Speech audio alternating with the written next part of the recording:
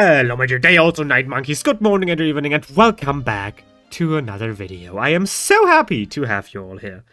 Have any of you ever heard of this game here? It's called Minecraft, if you didn't know. And I actually once made my to-date most successful video about it, in which I angrily yell about something someone else said. If you want more info, just watch that, okay? Anyway, today I will talk about something a bit nicer. Today, we will dive deep into something that I haven't yet seen someone else dive into. That being one of the most well-known adventure maps ever made. A map that is older than half the people playing Minecraft nowadays. A map that was on the brink of being forgotten until it was brought back blazing like a phoenix. A map that I have had so many memories with that it was always the first thing in my mind when I thought about Minecraft adventure maps. I am talking about Zelda Adventures. Okay, now that I have talked a big game about it, I need to elaborate, I think. I wouldn't be surprised if a lot of y'all don't even know what this is. Well, to summarize, Zelda Adventures was a Minecraft map that was made with the AdventureCraft mod back in 2011, though nowadays the OG AdventureCraft mod has died and got replaced twice, leading to it having a modded version again, that being called AdventureCraft Awakening, with which you can play the old Zelda Adventures easily even today. Got all that? Hold on there, past me. I think we need to explain something a bit better here. I mean, what even is AdventureCraft? Why did it get replaced twice? And what does that even mean in this context? Well, how about we clear those questions first before we get to the real meat of it?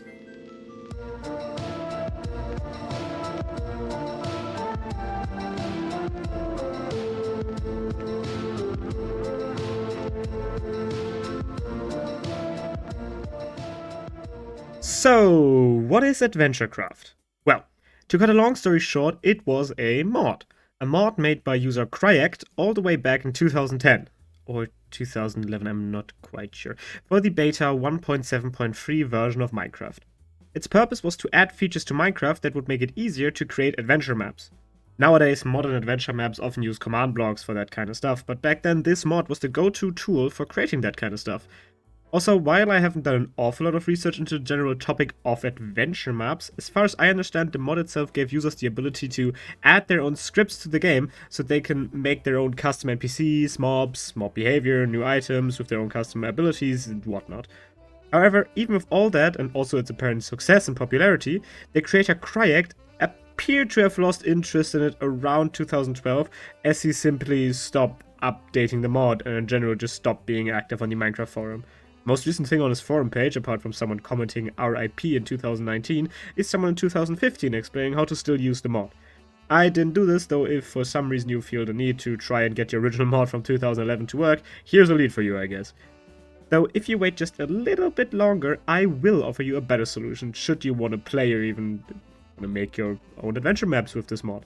But first, to continue my little exposure rant here, after the mod got shut down, there was a successor to it called Tailcraft, which however also got abandoned around 2017, getting updated to the version 1.11.2 of Minecraft. Which leads us to today, with both AdventureCraft and Tailcraft dead, there was a vacuum to fill. AdventureCraft had given the opportunity to a lot of people to make their own adventure maps a reality. And apparently enough people really wanted it so much that AdventureCraft Awakening was called into life. That, if you're wondering, is not dead and still gets updates to this day. It actually just got one in April of 2025 and it's kinda exactly what it sounds like it is. It's a modern rebranding of AdventureCraft that is, as far as I understand, also compatible with modern versions of Minecraft. Though it also got its own launcher and everything too. All in all, it's great to see that the means to make a great Minecraft map are still held alive by dedicated people, giving people the chance to make their own vision a reality. However, I somehow now need to segue to the actual topic of this video, because there's been especially one person that with the help of the original AdventureCraft made their vision real. Not only that, but they also made it something that was seen by millions of people. Let me tell you about Zelda Adventures!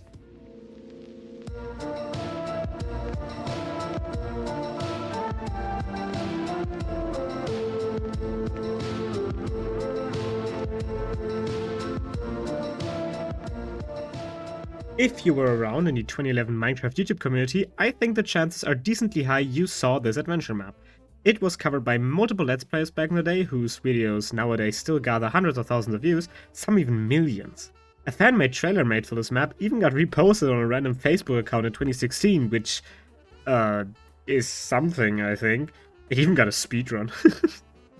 And you might already guess, based on me making this video, I also enjoyed quite a few of these videos, specifically of German YouTuber Domtendo, who made a full Let's Play of it. Though, interestingly, the version most people played and filmed wasn't even the most up-to-date version that was released before the map got abandoned. On the topic of it getting abandoned, ever since I watched those old Let's Plays, I have wondered what exactly happened to this map. I mean, it does seem unlikely that something gets the attention of hundreds of thousands of people, only to disappear without a trace. But it might actually be an accurate description of what happened. Just to give some background info, the map was first released in early 2011 by users Gary520 and Spiral. They actively updated over the next few months up until late 2011, where they just stopped posting. That's literally it. They worked on the map until it had about 8 hours of playtime, filled with 7 dungeons, multiple custom items and features, and some secrets. But after they did all that, they simply stopped posting updates. And I tried finding something, even if it were just one message saying, okay, we don't do this anymore, bye, but even something like that doesn't exist to my knowledge. I looked through forum posts, both English and French ones, as the creators are themselves from France and thus post on those too. I searched through old archives of the old AdventureCraft Mickey with the help of the Wayback Machine. All I found there was some changelogs, and I even found the old Twitter account of the adventure map, but all those seem to have gotten abandoned at the same time. The latest thing I found from any of the creators are some comments from Spiral on the French forum on their post talking about the different adventure map called JoJo's Incredible Adventure from 2012. And that's it, sadly. Hello, post-production Draken here. I found the Twitter now X account of the original creator. I feel kind of ashamed that I didn't find it before. It's kind of embarrassing, but it was linked through like a few. You had to click through a few YouTube accounts. It was his like Gary's YouTube account, personal YouTube account, was linked on the Zelda Adventure official YouTube account, which I will get to later on. Will be mentioned in the video. And then on his YouTube channel, this Twitter X account was linked. Apparently for a few years, from I think 2014 to 2020, he had like a Hunger Games Minecraft server, which sadly, if you click on this link now, it's dead. It's not alive anymore. He posted last on March 2020. Yeah, it's not what this video is about. I'm sure it was great or something. So to look at the stuff that's actually important for this video right here is that apparently in July 18th, 2020, when he was looking for a development, or when he was recruiting a developer, someone asked, what about Zelda Adventure? And his answer, which I'm too lazy to translate that, so just translate post. Let me just read it out. Unfortunately, I haven't planned to make any updates to the Zelda Adventure map. I had started working on it, but my thread on microforum.net was automatically deleted for inactivity, and that completely discouraged me.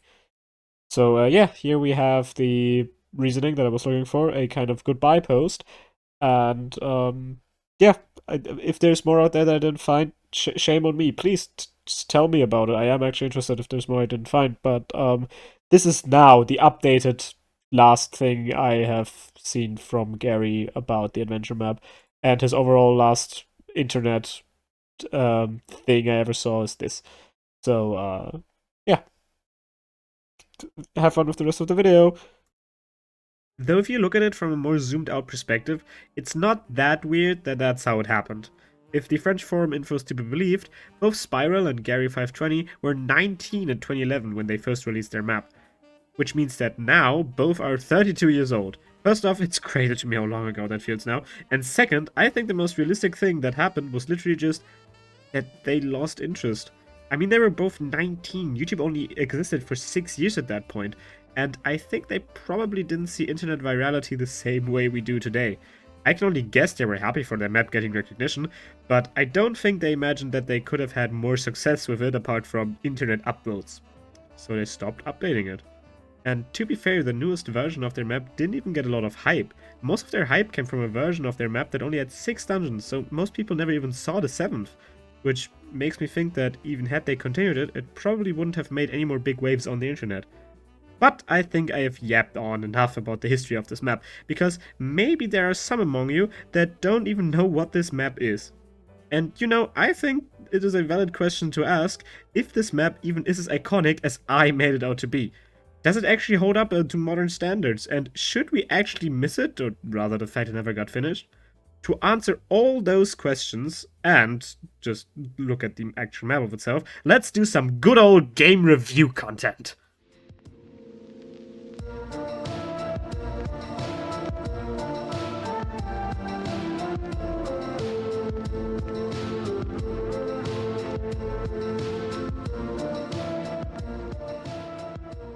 So let's take a look at the map itself. With the help of the AdventureCraft Awakening mod, you can play the newest version of the map that was released by Gary and Spiral before they abandoned it. And without further ado, let me give you all a nice review of how this game looked, worked, and how good it actually is. First thing you notice is that the game is incredibly straightforward. The tutorial literally just has you killing a slime with a sword, and that's it. Immediately after you're thrown into the map, you get a 20-second cutscene telling you Zelda got kidnapped, and that's it. On the one hand, this is a very nice and simple introduction that doesn't keep the player for longer than needed.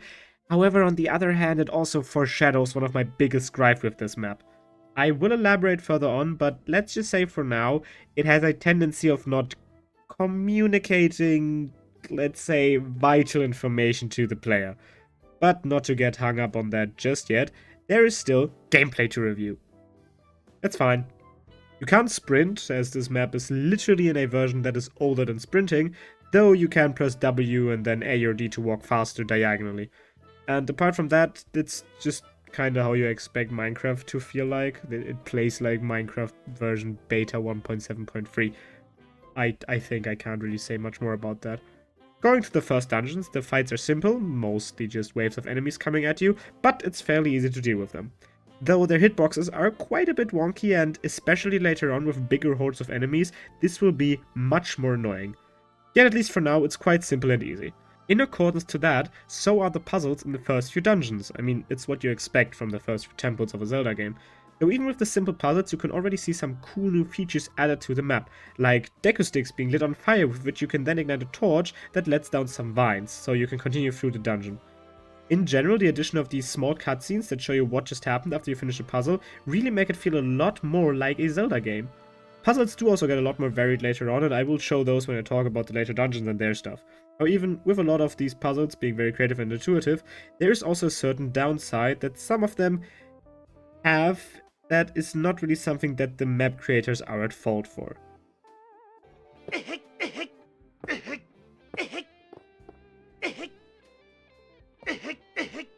Jump'n'runs suck. At least in this version of Minecraft, due to the fact that sprinting is literally not a thing here. The biggest jump that is possible on this map is a 2-block wide one. And even those feel really clunky, especially, I think, because I am used to sprinting when doing jump'n'runs in Minecraft. Even if you know the trick of walking faster when pressing W plus A or D, it's still not much better, as you then have to try to jump diagonally. Overall, I fell down way more often than I feel comfortably admitting, and I will blame that off the clunkiness of the jump'n'runs here. Even though if I'm real, sometimes I was also just being. But to get to something more positive again, even this early in the game, you can already see some unique items that were made for this map. First, there would be the dungeon items, or in general key items that all work really smoothly. Within the first few dungeons, you get access to a torch, the shield, and the boomerang. All of which work good and intuitive with what they do. You get the torch and shield in the second dungeon and the boomerang in the third, as with many things I will mention the rest of the unique items when I talk about the dungeons that they are introduced in. To stay with the items I already mentioned thus far, let me just explain what they do. The torch lights up the space around you if you hold it in your hand, the shield blocks incoming arrows from the front if you hold it, and the boomerang can be thrown to either retrieve items, to flip switches, or to stun enemies hit by it. Especially the shield and the boomerang are intuitively used, and I don't have really any complaints with them. The only thing that is somewhat related to these items is that I would want to mention negatively is something that is again due to poor communications. That having to do with their bosses. Specifically the Dungeon 2 boss, as that one, being a giant skeleton, can only be defeated by being pushed into a spike pit with your shield. However, the game doesn't really tell you how to do that. You can't just hit it with your shield or anything, so how do you get the skeleton in the spike pit? Well, you just kinda have to shuffle it in awkwardly, and then it dies. Yeah. The other bosses of the first few dungeons are much more interesting, with the first and third dungeon bosses just being big slimes, one of which being green and the other being blue. You will see that the enemy design in itself is very often just vanilla mobs, which I'm not necessarily criticizing, as it makes sense to use Minecraft mobs as enemies on a Minecraft map. However, if you reuse the same mob as a dungeon boss in the first 3 dungeons, I think that could have been done more creatively. Also, because it's just vanilla mobs, they sometimes don't quite work as intended. For example, spiders don't attack in the daylight, meaning you can just ignore them. Or also that skeletons sometimes start to fight with each other when they hit each other with arrows. These are only very small complaints, and sometimes it was even very fun to see 2 skeletons duking it out, which made some horde fights even easier for me. So you know what, this isn't even a complaint at all, it's just a thing that I noticed that was probably unintended. Anyway, to get out of the dungeons for a bit, the gameplay between the temples is also worth mentioning. Early in the map, this part of the gameplay isn't very long as the first 4 dungeons are quite close together, however later on that will change drastically. But even though the first few dungeons are so close together, the space between them shouldn't go unmentioned. Overall, the map is not bad design at all, as wherever you go you will find something worth looking at. For example, you can find shops or NPCs that will want to trade an item that you can find later in the game, basically giving you side quests. What I think is especially cool is the fact that the game doesn't give you any unnecessary roadblocks. Like in Pokemon games where they just put a line of Psyduck in your way and call that a day so you can't progress. No, on this map you're actually quite free to go wherever you want. However, of course, sooner or later you will get across a barrier that you can't cross yet. Though those don't feel forced, in my opinion, as they are very clearly often show where you need to go first. You can go to the 4th dungeon before you go to the 3rd, however you can't enter it as you need bombs, and to get bombs you need to get the boomerang to get the bombs. Of course, there's also the occasional locked gate you need a key for, but it is most of the time very clear where the intended next way to go is. Though I must criticize here that even with all the good I mentioned, that the map feels quite dead at some points. I pin this on the aforementioned lack of story. With that I also mean that every NPC distinctively lacks personality. There's no real side quests, no dialogue apart from one line per character. Every character always stays in one place and never moves, and in general you could say that the NPCs are just glorified post-it notes. I mean, I know there are a lot of people out there that really don't like exposition, but personally, I think a little bit of that wouldn't hurt. Anyways, to continue with the map, after you get the boomerang in the 3rd dungeon located in Lake Hylia, you can go on to the Gerudo Desert where the 4th dungeon is found. To get in, you need to use the boomerang to collect some bombs in a ruin located a bit before the 4th dungeon. I think this is a cool way to integrate the previous items into the progression. Anywho, after getting the bombs, you can make your way into the 4th dungeon and blast your way in. At least that's what I thought was the intended progression, until I later learned, very annoyingly, that I missed the bow, a key item just before the 4th dungeon. Turns out, that's just a missable item, and if you don't get it, you can end up hardlocked later on. But I will say more about that when I get there, because for now, the map continues as normal. Still unbelievable that you can miss a key item. The 4th dungeon itself is not too noteworthy. It has cool puzzles and wonky jump runs, and one thing I especially like is this room that slowly fills with sand while you try to make your way back. Sadly, if you die in the room because of the spikes or bats, you get respawned at the end of the room and skip the escape part that way. Oh well. I was also kind of disappointed the boss room didn't also slowly fill with sand, because that would have just been cool and it kind of got teased by like a few falling sand blocks. But sadly it didn't, meaning I had to wait for the gas to come down at me so I could hit it with my sword instead of like climbing sand pillars. Looking back, that was definitely because the dungeon was intended with you already having the bow, but I didn't. My bad there, but it's also not the best game design.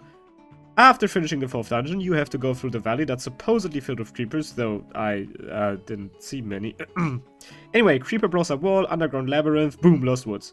The lost woods themselves are quite easy to get through, although it feels kinda random what path you have to pick. At first I thought you had to pick the path with the most mushrooms in it, and then the game told me that amount and color are important. It took me a moment, but you need to follow the path with the least amount of red mushrooms in comparison to brown mushrooms. I don't know, it's kinda random, but still a cool puzzle. Anyway, whatever, boom, 5th dungeon. Now, the puzzles are quite standard again in the Forest Temple, as well as the combat encounters, except for one thing. It's, bugged out for me. Yeah, there's this one door that's supposed to open once you defeat all the spiders in a different room. However, I died in the room with the spiders, and after, both the spiders were gone and the door was closed. I struggled for a bit, running around looking for something to do, and then I just restarted the game, which fixed it for me. Apart from that, this is also a dungeon in which I got hard stuck because I didn't have the bow, which, to my defense, I feel like is something that could have been avoided if the bow wasn't Meta Bow! Whatever! Luckily I could cheat one in after looking at the help menu. That isn't all too helpful anymore, as all the links to the forum are dead links. Oh well. Moving on, the forest dungeon also gave the player the strength ring, which is also quite intuitive. You simply click a box to push it while it's equipped. However, the game doesn't tell you that you can also press Control and then use the ring to pull boxes. I had to figure out how to do that, as you need to do it in order to advance in the dungeon. And I just feel like having an item description that tells you that would have been nice, and so I wouldn't have had to struggle for 10 minutes trying to find out how to pull a box down from somewhere. After that, the rest of the dungeon was smooth sailing. The boss was a giant zombie that you had to push into a spike pit. Again, kinda unimaginative.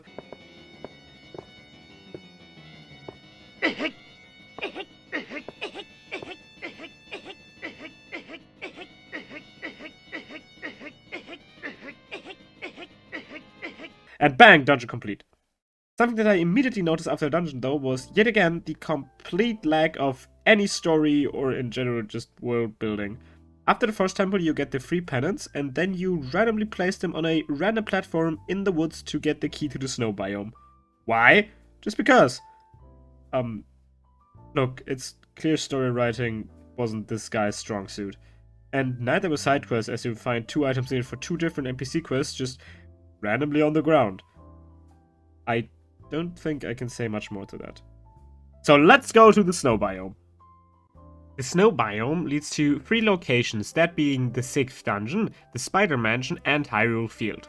Can't get to Hyrule Field yet because of a gate, and the Ice Temple's entrance is frozen over, so let's go to the Spider Mansion. This one's treated like a sort of mini dungeon, filled with enemies and a few waves of them as the mansion boss. Below those, bing, key to Hyrule Field acquired. Getting to Hyrule Field, the obvious place to go is Hyrule Castle itself. There are other ways, but sooner or later you will always encounter roadblocks at each of them. Whoops, you don't have the king's permission to go there. Whoops, it's too hard here. Whoops, you can't cross the river here, so I guess you can only go into the castle. Though here again, it shows very funnily how simple the story writing is, as the Ocarina of Time kinda just spawns in the water right next to the gate. And thus an item of godly power is acquired. Although I must say that the Ocarina is only really used for fast travel, so I guess it's not as powerful as it's been advertised in other Zelda games. Oh well. To move on, there's Castletown, which is quite charming, though also a bit empty as one big building is just marked as under construction, which is sadly something that we will see more often. Yeah, just a sad reminder that this was never finished.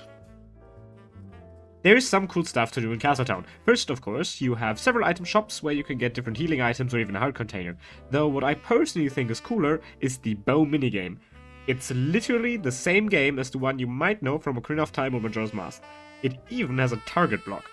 That is just again something I noticed was interesting, is the amount of stuff that this map had that was later added to the actual game. Shields, target blocks, and even horses. Now, I'm not saying that this map is the actual origin of all of these features. I mean, a lot of the stuff in here was not even made specifically by the devs, but rather by people in the then AdventureCraft community who made scripts for these items that everyone could use. But on a different note, it's no secret that a lot of modern features of Minecraft were inspired by the community itself, and I think it's just cool to see a few more examples of that. To get back to the minigame, it was fun, though I glitched on my first try and apparently had a seizure. Ugh. Next, we go to Hyrule Castle itself, somewhere that the game doesn't tell you to go, but considering it's one of the most obvious locations to go to next, and it's in no way hidden, I'ma let this one slide. To get into Hyrule Castle, the map imitates the way that Ocarina of Time had you go there, which means basically there are guards located on the path to the castle and you have to get by without being seen. Very self-explanatory. Blast this one wall open, walk past the guards, then turn towards the player, but apparently they're chill, so that's fine. Climb over the wall, swim through sewage, get past these guards that are again basically one-to-one from Ocarina of Time, and bada boom bada bang, you're in the courtyard. Play the Ocarina, secret passage opens up, and as expected you get the... Go on tunic. What? I think there's no good answer for why this is here, so I will not ask any question about it. Though I think I might have gotten to this point a bit early in the game, as before you need a Goron tunic, you will have to make your way across Hyrule Field again and get to the Snowy Tower. However, yet again, the game never tells you to go there. On the one hand, you kind of just need to explore to find it, which is cool. I don't need the game to hold my hand the entire time. But on the other hand, it would probably be nice to have some kind of guidance as to where I maybe would want to go next, you know? Kind of maybe a menu of some sorts. Foreshadowing is a literary device that... Anyway, let's get to the Snowy Tower. Go up some stairs, do some jump runs, fail at it, fail some more at it, fail so much at it, and then you're in another snow biome. Cross a lake with a floating ice sheet, fall off the floating ice sheet, ice cave, jump run, fail again, jump run, cross the creeper bridge, and boom, Snowy Tower. Now, this dungeon is the dungeon that I remembered the most from this map. And that's not because of it having special enemies or something, but rather because this was actually the final dungeon in most of the Let's Plays that I watched. And this dungeon is quite special, because it is home to the twist of the story. This story being that Zelda was kidnapped. Remember that one cutscene at the start of the game? Well, if you fight through the Snowy Tower and descend the tower into the basement, there you will actually find the cell that Zelda is in during the start cutscene. But the game has a very special surprise for you. A special, unexpected twist!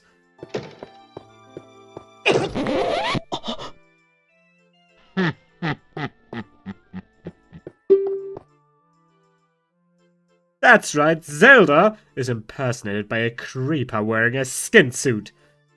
Basically a reverse furry, or how we in the biz call it, a skinny. Anyway, apparently Ganondorf is behind all this. He laughs at us and then gives us the key to the next location.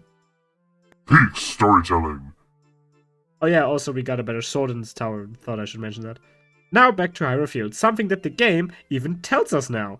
Though, for some reason, there's no teleport back or something, and the ocarina doesn't work, so now you have to just walk. Peak game design. To be fair though, if I teleported back, I probably would have forgotten that there was this gate here, where you can use the key that Ganondorf gave you, so I guess it's fine. Open the gate, follow the path, and you find the volcano. That is another mini-dungeon, in which you can find the fire rod, which can shoot fire and set mobs ablaze. Cool! Also, the volcano starts erupting after you collect the fire rod, which is actually quite thrilling, until you notice that it only fills about 3/4 of the entire volcano. I don't know, you get another cutscene after you leave the volcano showing that it completely erupted, so it's kinda a shame that it didn't already do that while you were running out of it. And the thing is that later on they do the exact same thing again in the 7th temple, and there it works. It's just kinda disappointing there's not really a threat in the volcano. Now to go to the Ice Temple. This time the game even tells you that.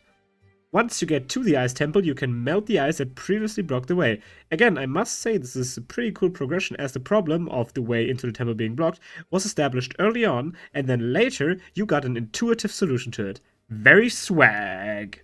The 6th temple itself introduced a new enemy type. Frozen enemies. I didn't mention it earlier, but the enemies in the volcano were fire enemies, and they would set you on fire if you came into contact with them.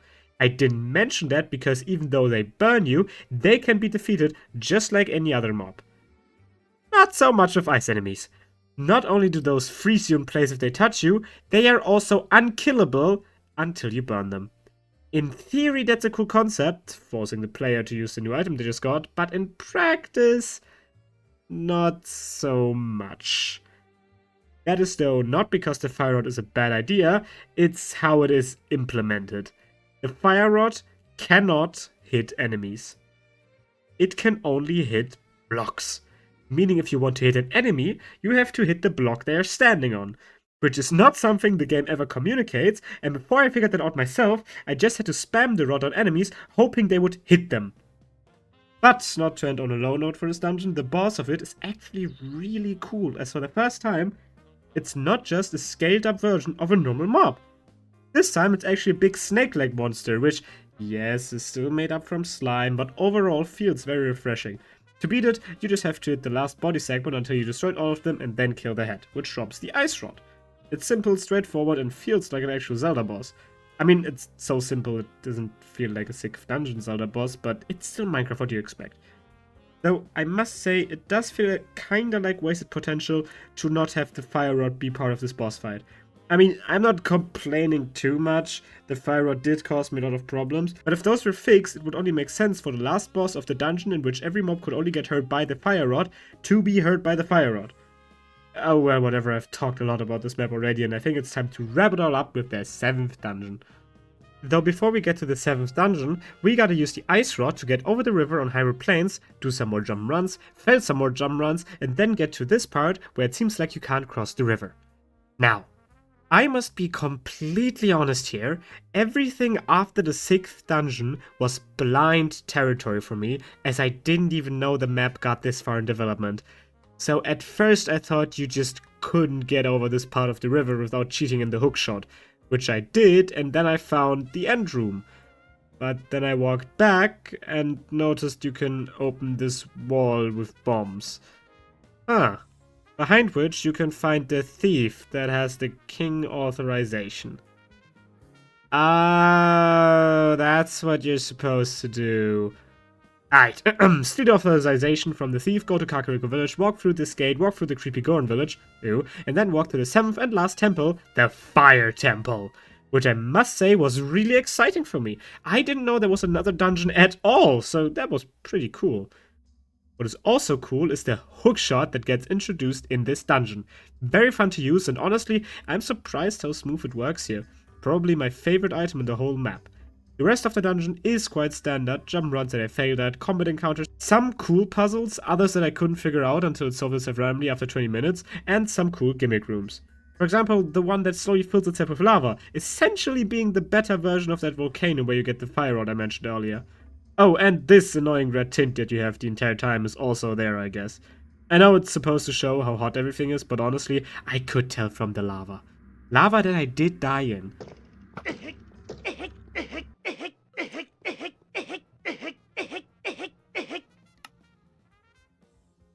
Finally, there's the boss, which is a completely custom mob this time around.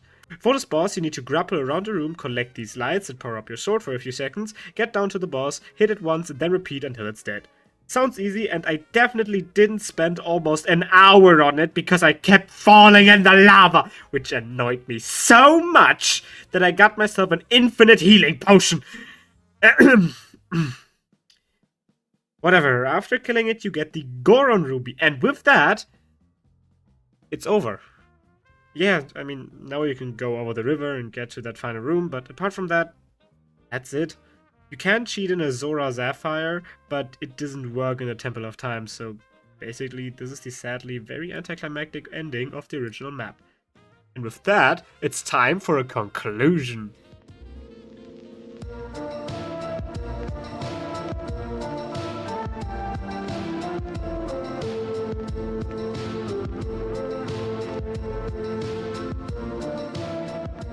Now, I did often mention how wonky this map felt, or how a lot of features weren't really ironed out, but to be fair to the map itself, it did come out in 2011 and was nothing more than just a passion project of some then 19-year-olds. And, you know, I think if you consider that, it actually is quite impressive what they did. Of course, nowadays people build Minecraft maps with the most fanciest features in the world. I mean, I just looked at this one video from System Z, and it's very impressive what people managed to create with just custom texture packs, shaders, and command blocks. But again, comparing a Minecraft map from 2011 to one made 12 years later is hardly fair, is it? And if you look at it with that historical context, Zelda Adventures is indeed quite impressive in its own right. Cutscenes, special items, block animations, friggin' slopes, and even diagonal fences are all things that were very special back then, I think. Of course, a lot, if not most, of the props in that case should go to AdventureCraft, as it provided all the building blocks for the map, yet it still took Gary 520 and Spiral to make a map that caught the attention of thousands. It's like if someone builds a really impressive Lego city. Of course, they could only do that thanks to Lego, but you still give props to the guy that actually built the city. And I think that summarizes my point I tried to make. The map have its flaws? Of course it did, but I would be lying if I said I didn't have fun playing it. It promised a Zelda adventure in Minecraft, and I would say it definitely gave that to you. Sadly, even with all it achieved, it never did live up to its potential, now did it? Who knows how far they could have taken this map if they didn't abandon it. If you look up the channel that is showcased in the final room of the map, you can find actually a pretty cool archive of all the stuff that the creator worked on that either already found its way into the map or was planned for the future. They planned for more custom mobs, more items, Epona, and so on. When I found this YouTube channel as well as the old Twitter account of the creators, it felt like going through an old library that during its time showed so much promise for the future. And I mean, these videos even amassed a decent amount of views, even if they are just very short dev updates. Yes, many of the views did come over the last few years, after the creators already disappeared from the public perception, but it shows that a lot of people never did forget this map. Look, there's even some French person that commented on their experience with the map, though Google Translate did, I think, translate that kinda weird. Oh, someone even answered that comment. Sorry, my French isn't the best, so how about we click Translate here too? She's back under the name Zelda Adventure Eternal Ages?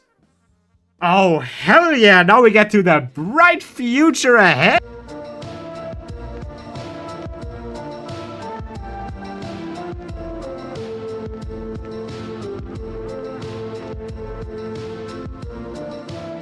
What you're seeing right now is the trailer for the Zelda Adventures Eternal Ages map, a spiritual successor to the original Zelda Adventures map. Launched in 2021, a team of new devs started working on a continuation of the map. It's got an active YouTube channel that posts dev updates, an active Discord community, and over 3,000 downloads. Fittingly, it is made in AdventureCraft Awakening, the previously mentioned successor of AdventureCraft. And not to take too much away already, but this map set itself the goal of creating an unforgettable adventure for the player without losing the charm of the original map. And before I get on yapping more about this map, how about we do a small dive into it, just so that we can get a taste of what a modern reimagining of the map created by competent people might look like.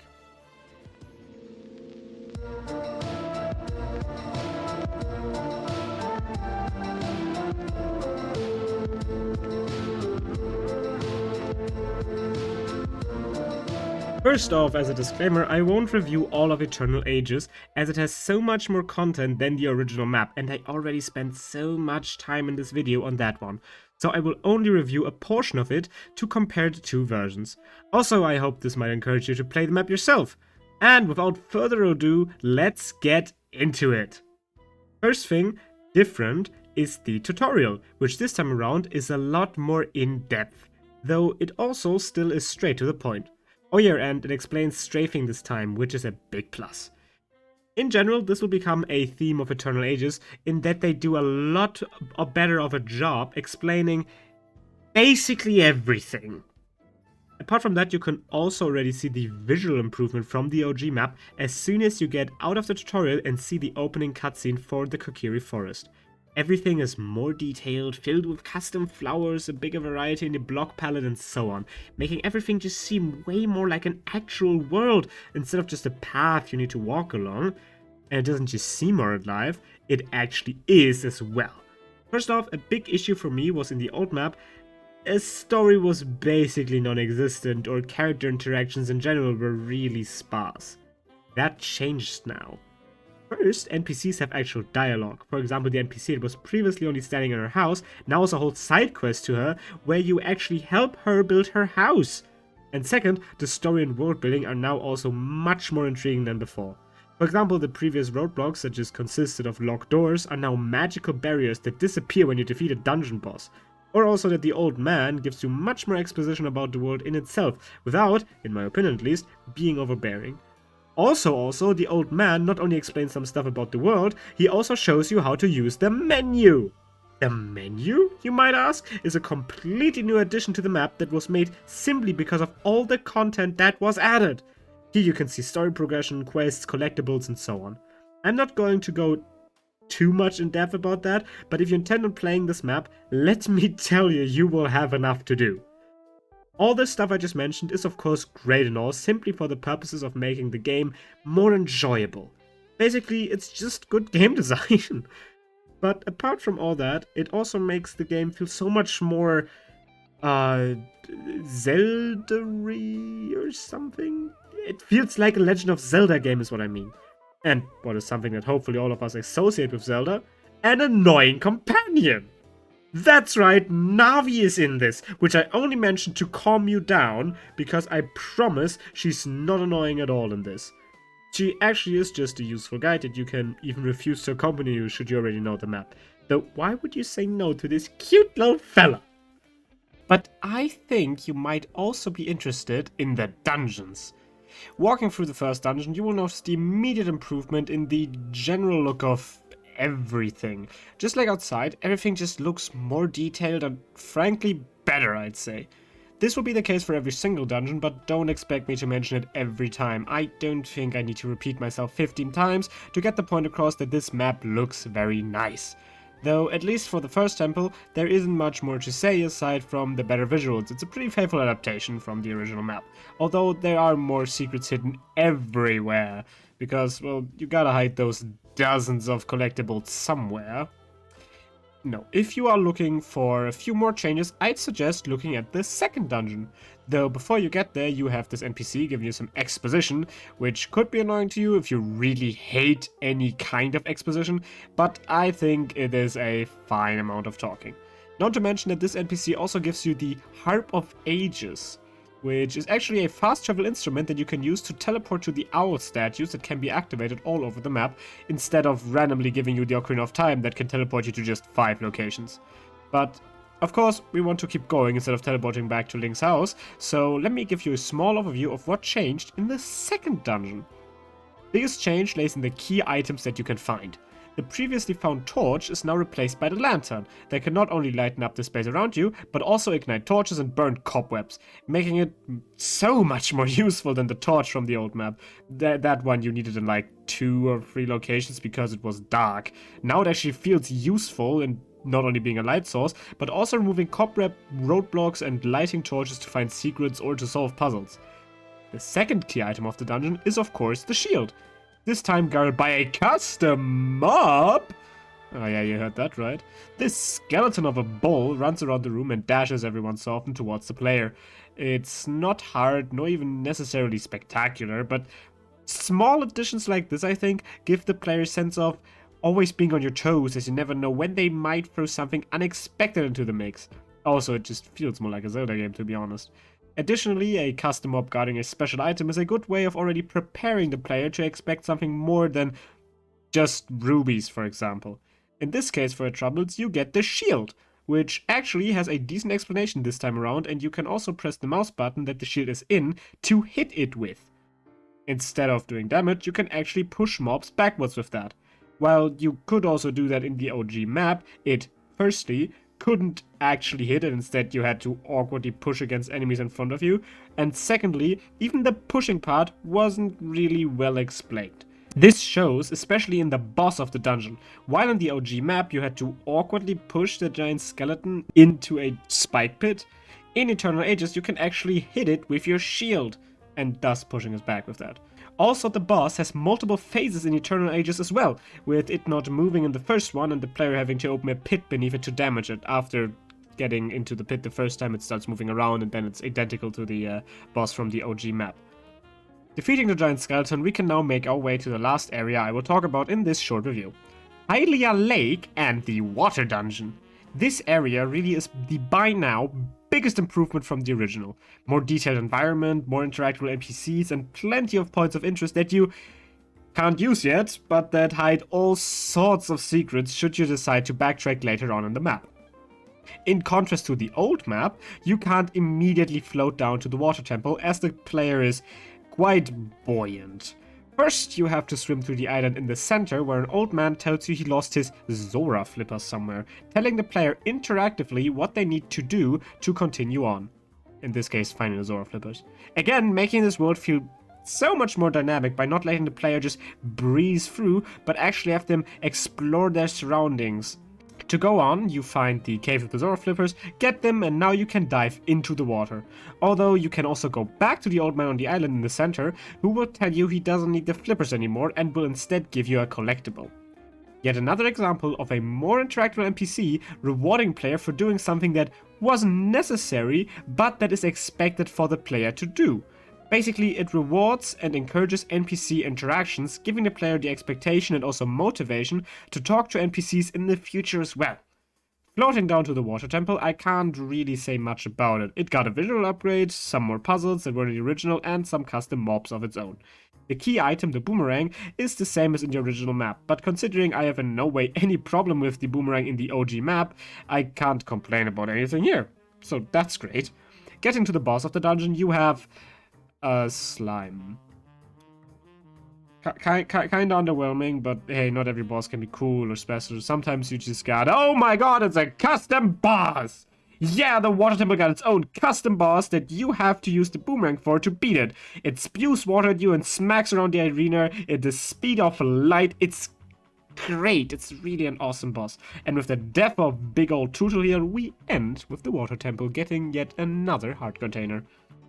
Now, having opened up the way to the Gerudo Desert, I will cut this review here, as now the amount of content would get too much to still cover in this already too long video. Just as a teaser, the Gerudo Desert has tripled in size, more NPCs, more secrets, an entirely new area that's filled with its own content and so much more. If you want to experience that, I recommend playing the map. Or at least watch a let's play of it. There are some out there, you'll find them if you look for it. But how about I come to the conclusion for this rant that took so long I might regret making it. I definitely will.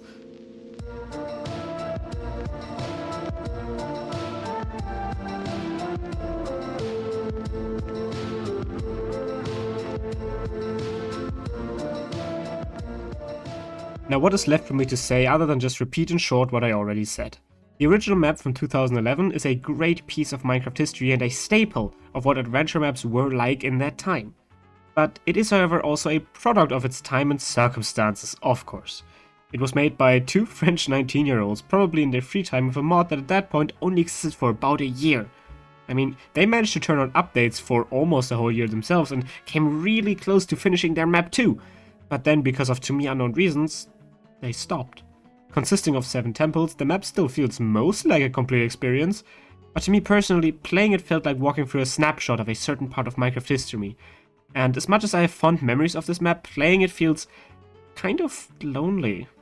NPCs only say one phrase each, multiple areas are under construction, never to be finished, and the help menu is full of dead links. Playing this map felt somewhat like walking through the old ruins of a once great city. You can still see the passion that the people had that made it and the promise the map showed. But you always know that drive and dedication from the original creators isn't there anymore. I mean, at least only for this specific map, for this Minecraft map specifically. I hope Gary and Spyro still have things to be passionate about in their lives. Alas, I don't want to reduce these two human beings into just this map alone. They got lives too, and I hope those now over 30-year-old fellas can look back on this map with pride. However, that doesn't change what I felt playing it. But, of course, it's only half the story now, innit? Because Eternal Ages has all that I missed from the original map. Better visuals, an actual story, interactable environments and NPCs, and an active community that you can actually ask stuff through the links of the help window and get answers. They made a great map that is a lesson for every remaster remake of something out there on how to do it right, improving what needs to be improved while still keeping the original charm. Zelda Adventures is a fine map that was a staple of its time, and Eternal Ages is a great map that I hope that can maybe give some life back to adventure maps as a whole. And I hope I could help with this video right here, to maybe pull just a few more eyes on this great projects. I think we can all benefit from some cool Minecraft stuff every now and then. However, with this I also end this video. I hope you had fun watching, learned something new, and maybe even now show interest in the maps themselves. Thank you so much for sticking around, and I hope you can enjoy some other stuff made by me. I also now stream again on Twitch sometimes, so check me out there as well. And with that, I can say bye!